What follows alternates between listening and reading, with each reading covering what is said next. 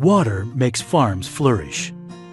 Delta problems have significantly reduced farm water deliveries, and we are attempting to prioritize the stressors of the Sacramento, San Joaquin River deltas in a factual and rational manner.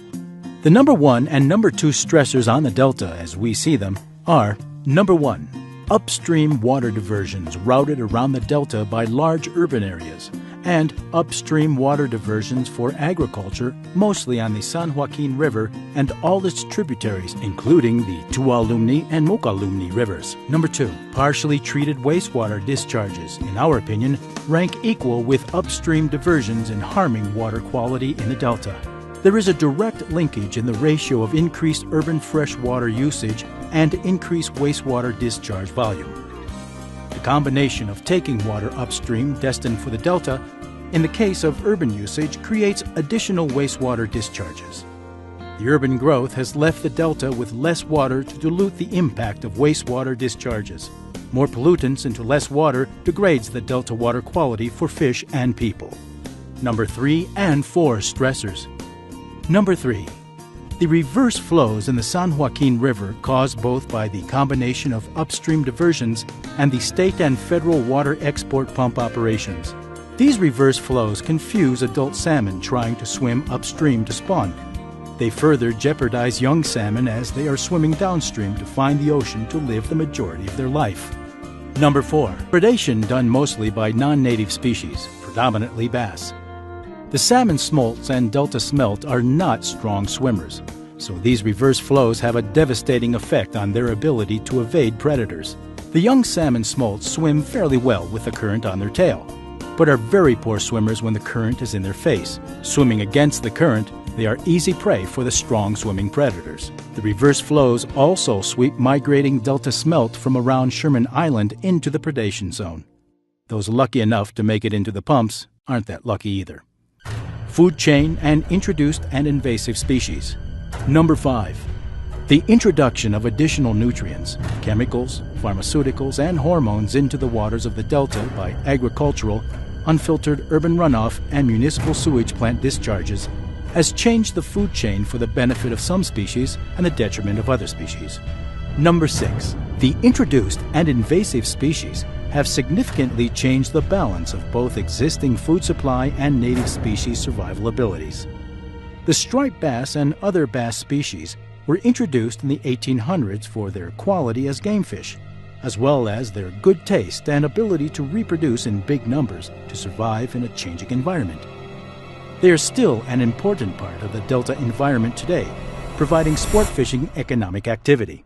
The invading species, such as Asian clams, hitchhiked aboard ballast tanks of ships, as well as other species on the hulls of private sport fishing boats, and have changed the balance of the delta environment and food chain significantly. The food chain changes associated with the invasive and introduced predators are part of the ever-changing ecological balance of the delta. The delta smelt do not like the changes to their food supply, but are being outcompeted by other species that like the changes. The introduced predators have significant advantages we talked about earlier that are allowing them to distort the balance in their favor over salmon and the delta smelt.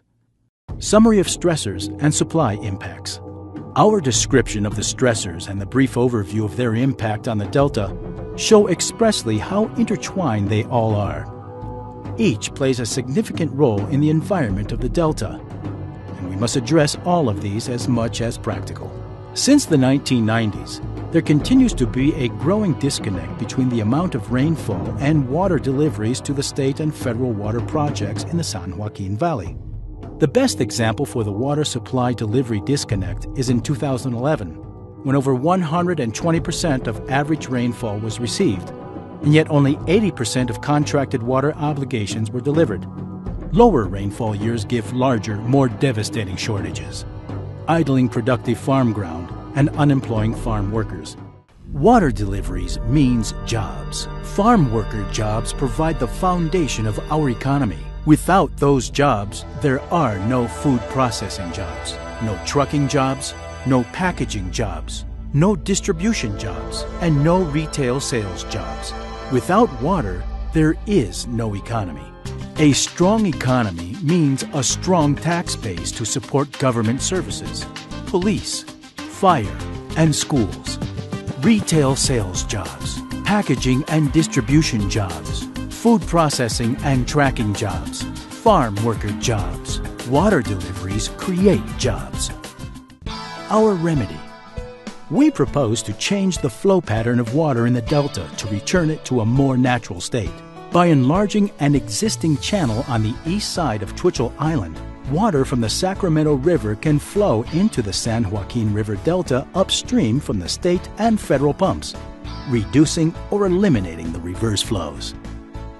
After many months and hours of studying the problems, we believe we have a solution that benefits the farm workers with jobs, the fishermen with more fish, farmers with more reliability, consumers with more high-quality, affordable food, and the environment with more natural flows, using the same water in an intelligent manner.